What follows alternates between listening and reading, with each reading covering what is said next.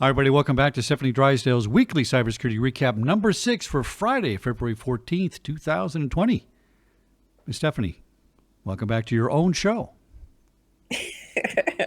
Thank you, Chuck. Happy Valentine's Day. Happy Valentine's Day to you, too. Tell us what's going on. A big week, recap number 6. Tell us what's happening. It is. I couldn't even fit everything into the week. So if you missed anything, just scroll back through activity and you'll see it. But uh, this week, we talked to Alex White here at Prescient about the new Cybersecurity Maturity Model Certification, so CMMC. He gave us like 5 questions to kind of pre-audit to get your baseline for that process. So that's going to be incredibly helpful going forward, just making sure that everybody's cyber processes and policies are tight, and we can all hopefully go into 2020 a little bit more protected. We've all seen a bunch of these 2019 breach recaps, and there are a ton this past year. So let's try to stay off that list next year. That would be good. He also shared the updates for the CCPA revisions, so the California Consumer Protection Act, to make sure that people are complying with the data privacy and protection. These things are rolling out in lots of different states, but California seems to be one of the ones we're watching to see if other states are going to adopt similar things or do something a little bit different. Same thing with GDPR, so good stuff to watch. Gabriel Friedlander shared a post about those singular calls that you'll get to your phone. You don't know where they're coming from. One ring, hang up. Curiosity gets the best of a lot of us, and we'll try to call back and see who called us and then end up with a really big charge on our phone bill. I always recommend that people don't answer the phone if you don't know who it is. If you're a legitimate caller, leave a message and the person will call you back. But just it's best not to just call a number back that you don't know who it is. There are just too many things that can go wrong. Something as far as saying hello or saying your voice, like I am right now, you can actually get yourself into trouble if you do that on the phone. So make sure you know who you're talking to, who you're answering their calls. IoT device security is very, very big topic right now. California's got some new IoT device laws that are going into effect at the beginning of this year, just to make sure that the companies that are making these devices, your Alexas, your Google Rings, all of the Nest products, all of those things, that they have some rules behind them. Don't use the default passwords because obviously everyone can get those. Make sure that you're scheduling the updates and keeping them current. And then if the device that you've purchased stops being updated regularly, just like Microsoft recently did with Windows 10 or whatever, just stop using it. Don't use a device that doesn't have regular security updates. It creates a vulnerability in your entire network. One of the biggest topics this week that really is not a new topic, but people seem to latch on to, was cell phone marketing data that tracks people. The thing to remember with this is it is anonymized data. It doesn't say Stephanie's driving here or there, but what it can be deduced is, there are a few dots, and if you follow a few dots and kind of narrow it down, then yes, you can determine where someone is and where they're going, and who they're with.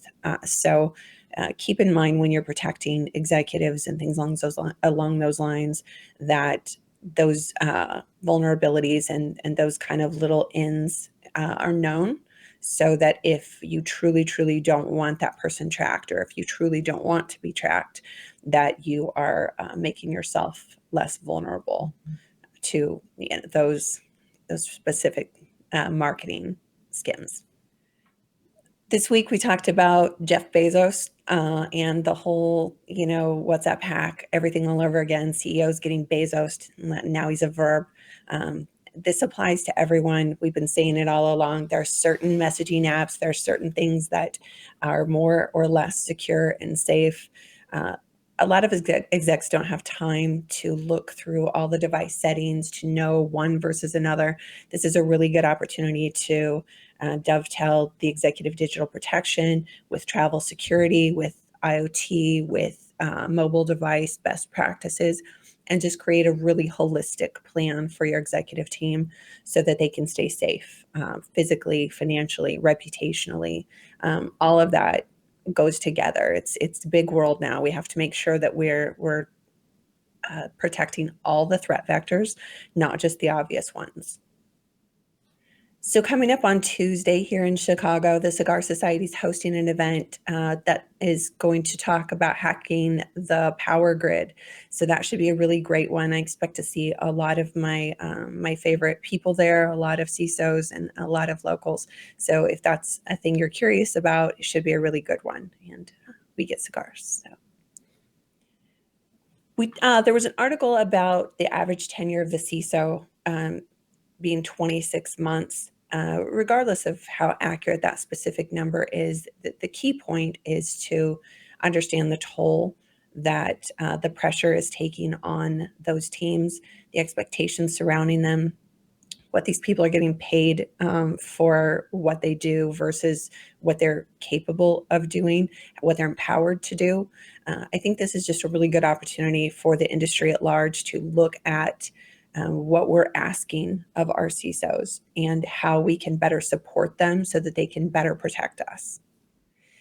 Well, with it being Valentine's Day, what better topic than to talk about cyber stalking your exes and your execs? So, be mindful that there are programs that you can put on your phone, stalkerware, that let people know a little bit more than perhaps you want them to know. If you're tasked with taking care of an executive or a CEO or even your device, make sure you know what's on it, where it's been. Please don't leave it unattended where someone else could put something onto it that perhaps you don't want. So stay protected, stay safe, keep your privacy. It's pretty important. There was an article this week about election survival. A lot of charged topics around this whole issue. Let's make sure that we're sharing real, accurate information, and that we don't let the politics of it all get in the way of the relationships. Dennis Spalding shared an article about 8 steps to staying almost completely anonymous online, important things to protect your privacy and make sure that your online presence is only shared as much as you need to and not too much. Alexander Blanc shared that Google is now forcing Nest users to use 2FA or two-factor authentication. This is perfect. Obviously, 2FA has its issues, anything that has to require a code to come through your cell phone. And if you get SIM swapped, that's going to be bad, but it's still better than nothing, and it's still better than a default password. So happy to see Nest kicking up the security requirements. Chris Story from Conversations in Close Protection. I just got turned on to his interview series this week. Check that out. That's good stuff. Thank you for sharing my stuff too, Chris. And we'll save the best for last. Chuck Harold reminded me that the Global ASIS Women in Security Conference is coming to Menlo Park at the Microsoft headquarters May 14th and 15th. I'm definitely going to try to be there. That is for women in security, but it's also for advocates. So catch it if you can. It's going to be a great event. So other than that, that's all I have for you. Happy Valentine's Day, everyone. I hope you have great plans for the weekend, and I will see you next week.